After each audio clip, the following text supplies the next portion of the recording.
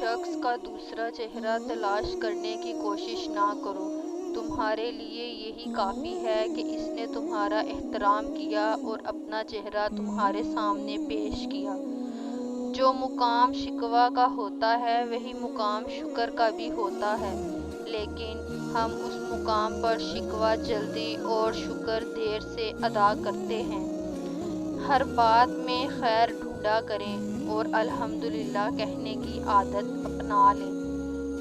لوگوں کی زندگی میں اپنی اہمیت ڈھونڈنے سے لاکھ بہتر ہے کہ آپ اپنی زندگی میں خود کو اہمیت دیں، کیونکہ لوگوں کی ترجیحات تو بدلتی رہتی ہیں۔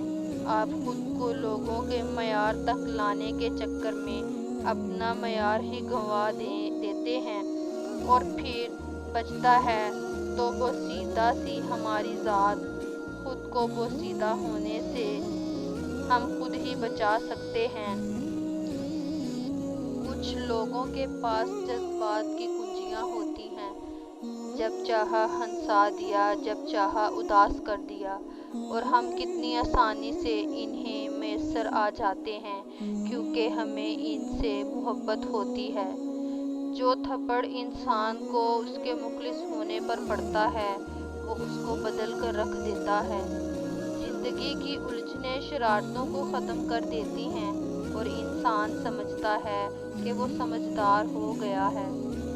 زندگی گزارنا نہیں جینا سیکھیں۔ ہر انسان کی زندگی میں دکھ پریشانیاں آتی ہیں، ان کا اشتہار لگانے سے ہمدردی تو مل جاتی ہے مگر سکون نہیں۔ دنیا وہ کتاب ہے جو کبھی نہیں پڑھی جا سکتی، اور زمانہ وہ استاد ہے جو سب کچھ سکھا دیتا ہے۔